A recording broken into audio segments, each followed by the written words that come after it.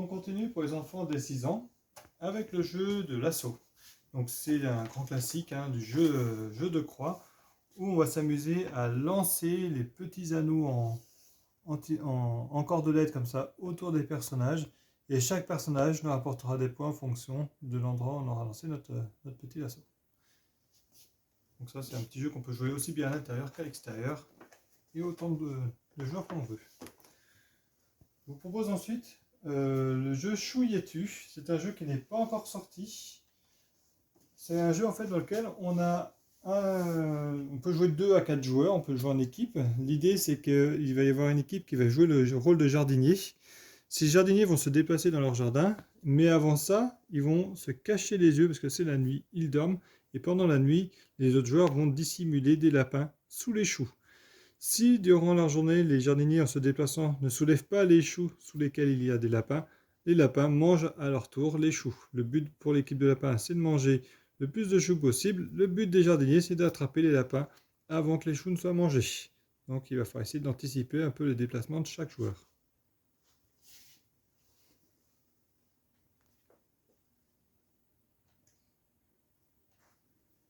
Ensuite, on vous propose une petite activité, le petit botaniste. C'est un coffret dans lequel on a tout ce qu'il faut pour créer un herbier. On a le petit carnet d'herboriste à l'intérieur. On a la petite presse qui va permettre comme ça de faire sécher les fleurs, les feuilles que l'on pourra ramasser un peu partout où on ira se balader. Ensuite, un puzzle de 100 pièces autour de l'anniversaire de Petit Lapin.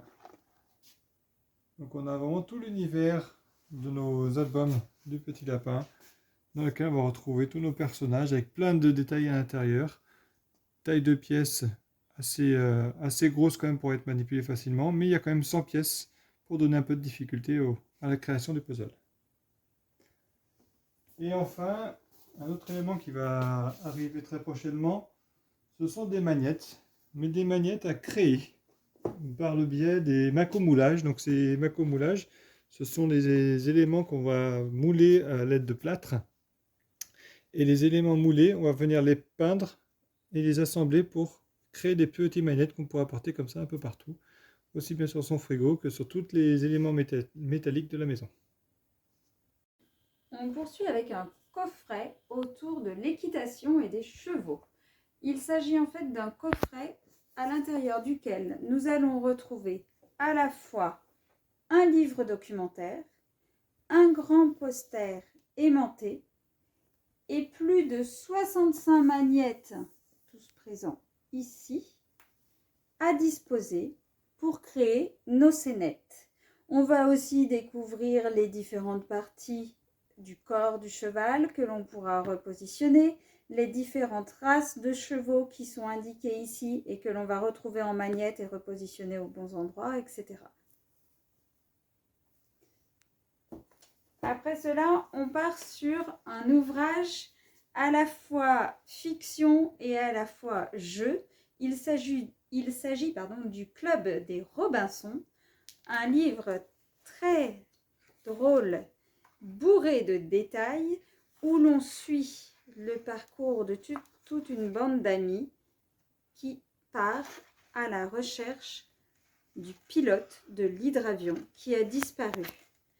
À chaque page, ça va être à nous de tenter de retrouver des indices pour savoir où le pilote a disparu, comment le retrouver, etc.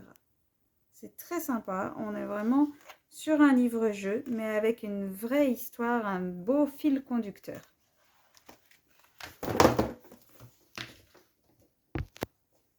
On poursuit avec l'idée de Marnie.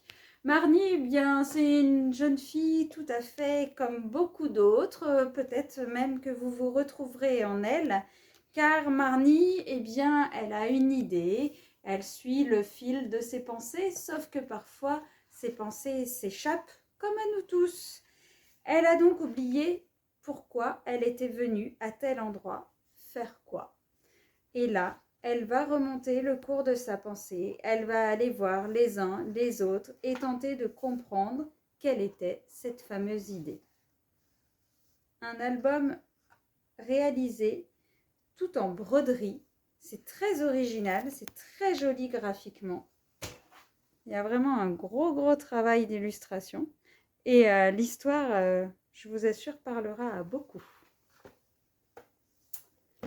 Ensuite, comme on a 6 ans et qu'on commence à lire, on a sélectionné 2 petits albums pour ceux qui voudraient lire tout seuls.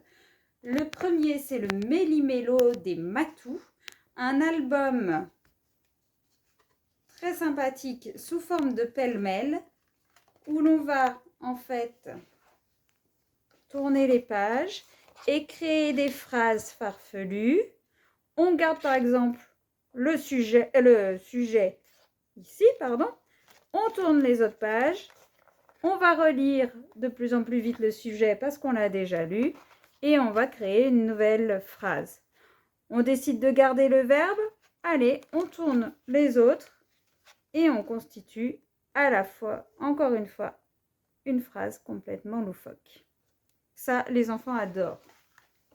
Et donc, couplé à ce pêle-mêle, on a sélectionné un roman de première lecture, Je suis en CP, Visite au Louvre. On est sur un niveau 2, c'est-à-dire le niveau à peu près des enfants de CP lorsqu'ils sont arrivés au moment des vacances de Noël. Donc c'est tout à fait l'époque où ils devraient recevoir ces 2 petits livres. Vous voyez qu'il y a encore des lettres grisées qui sont en fait les lettres muettes. Les mots surlignés sont des mots un peu plus compliqués qu'on expliquera à la fin de l'histoire.